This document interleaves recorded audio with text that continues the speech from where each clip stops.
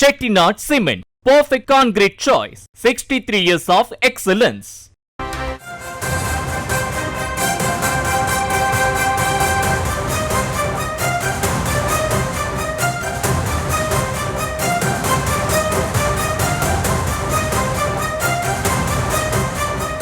அண்மை செய்தி. தமிழ்நாட்டில் எஸ்ஐஆர் பணிகள் இன்றுடன் நிறைவடையும் நிலையில் மேலும் 3 நாட்கள் அவகாசம் நீட்டிக்கப்பட்டிருக்கிறது. அது குறித்த ஒரு அண்மை செய்தியை தற்போது பார்த்து வருகிறோம்.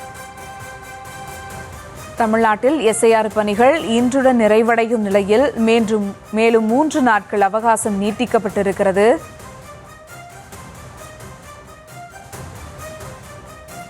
தமிழ்நாட்டில் எஸ்ஐஆர் பணிகள் இன்றுடன் நிறைவடையும் நிலையில் மேலும் 3 நாட்கள் அவகாசம் நீட்டிக்கப்பட்டிருக்கிறது.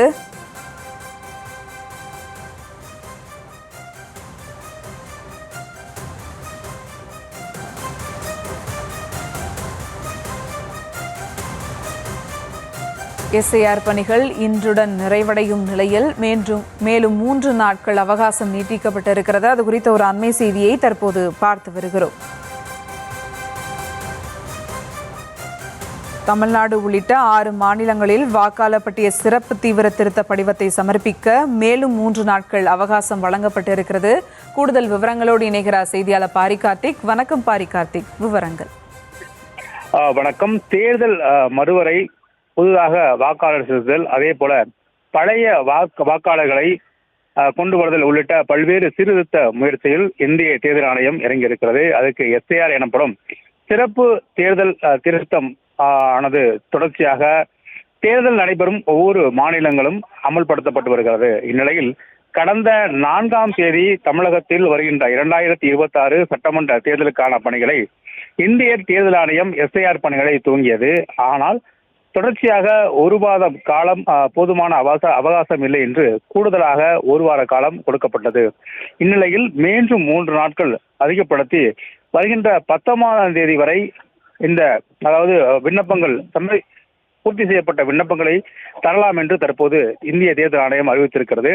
இதன் மூலம் 2வது முறையாக இந்த நாள் எண்ணிக்கைங்கிறது அதிகப்படுத்தி இருக்கிறார்கள். ஏற்கனவே முதற்கட்டமாக 30 நாட்கள் இந்த எண்ணிக்கை கொடுக்கப்பட்டது.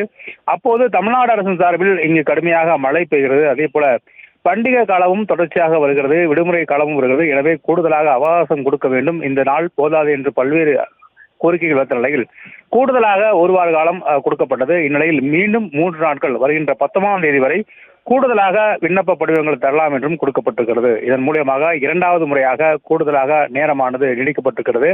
மேலும் தொடர்ச்சியாக எந்த ஒரு வாக்காளர்களும் இந்த இதில் குறிப்பாக வாக்களிப்பிலிருந்து விட்டு போய் கூடாது என்பதற்காகவும் அனைவருக்குமே தகுதியுள்ள அனைவருமே வாக்குரிமை கிடைக்க வேண்டும் என்ற அடிப்படையிலும் இந்திய தேர்தல் ஆணையம் இத்தகைய நடவடிக்கையில் ஈடுபட்டிருக்கிறார்கள்.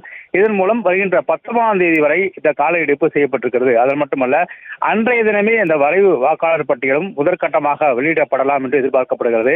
தற்போது எஸ்ஐஆர் ஒரு பக்கம் நடந்து கொண்டிருந்தாலும் ஃபார்ம் 6 என சொல்லப்படும் புதிய வாக்காளர் சேர்ப்பானது நடைபெற்றிருக்கிறது. எனவே இந்த 2 பணிகளுக்கும் மத்தியில் கடுமையாக பணிச்சூழல் உள்ளதாக தொடர்ச்சியாக அதிகாரிகளும் கூறி வந்த நிலையில் தற்போது 3 நாட்கள் கூடுதலாக அவர்களுக்கு நாட்கள் கொடுக்கப்பட்டிருக்கிறது. இதன் மூலம் வருகின்ற 19ஆம் தேதி வரை இந்த விண்ணப்பங்கள் கொடுக்கலாம் என்றும் தற்போது இந்திய தேர்தல் ஆணையம் அறிவுறுத்தியிருக்கிறது. Chettinad Cement, perfect concrete choice. 63 years of excellence.